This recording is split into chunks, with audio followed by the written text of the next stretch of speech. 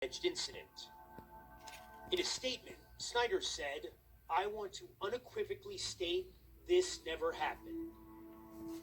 He can deny it all day long, but I have no motivation to make this up. He has a lot of motivation to make this up. I don't. So I'm fine to go toe-to-toe with him on it because I know people say he said, she said. She said it because it happened. In the last 6 weeks, the Washington Post has published 2 explosive exposés based on interviews with more than 40 female employees of the Washington football team, and several men, too. In response, the team hired a law firm to investigate. That investigation is now being supervised by the NFL. What is it like working for the Washington football team, in your experience as a woman? It's hard working there. Like, you just know that depending on the certain way that you dress, that there's going to be comments made about what you're wearing, how you look. Being a woman there were obviously comments made daily about your body. It was more or less who didn't make a comment, and I know that sounds horrible, but it's the reality. You try not to internalize it. It obviously can mess with your self-esteem and your self-worth to a degree.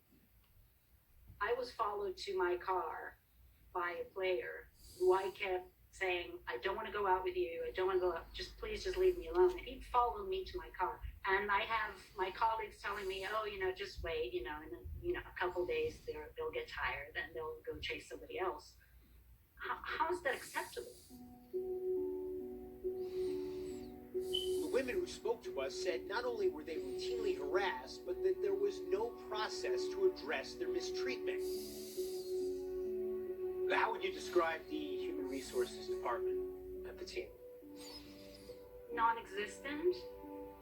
There's no one to turn to. There's nothing for us to do, and I hate saying that, but we're trying to do something now.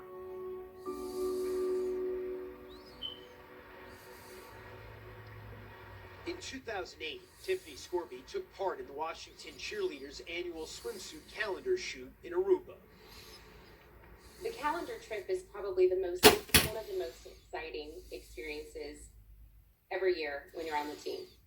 And it's our most beautiful expression of ourselves. So the video is in stark opposition of how we felt about the shoot. According to the Washington Post, a secret video was created using behind-the-scenes outtakes from the calendar shoot in Aruba, showing close-up images of the cheerleaders' private areas and exposed breasts. A former team employee told the Post the video was created at the direction of team executive Larry Michael. The Post also reported that another loose video was created with clips from the 2010 calendar shoot. When I saw it over, honestly, I wanted to throw up.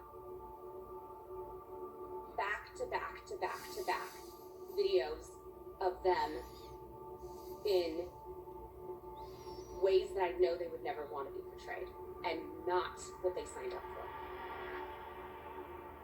The moment I learned that this was a project that my department was a part of, I'm disgusted.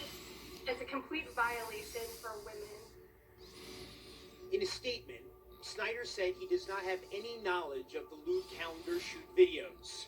The team says it wasn't given the opportunity to authenticate the videos, but it also declined the Post's offer to view them. In his statement, Snyder also said, "The Washington Post article reads like a hit job, relying on unnamed sources and allegations that are 10 to 20 years old." How do you respond to that statement, that defense? Honestly, to me, it was a slap in the face. It completely ignored my entire experience because he's saying that this happened more than 10 years ago, and I just left the team a year and a half ago. So that response to me was not okay. That was not someone who's willing to take responsibility. It was an attack on every one of us who had the guts and the courage to come forward. What responsibility does Dan Snyder bear for this environment that you described? He's 100% responsible. 100%. He should be owning all of this behavior that happened there because it's his team. When you hear Dan Snyder say, "I'm going to change the culture here," what do you think? I don't buy it.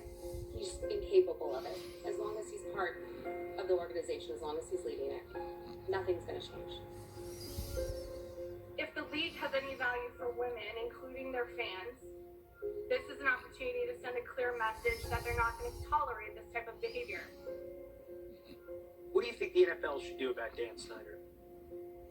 I think they should remove him. In other places where I worked, the sexual harassment was about the individuals. At the Washington football team, I felt like it was institutionalized. The ownership or the leadership of the company, I don't think they respect women. Our request for an interview with Dan Snyder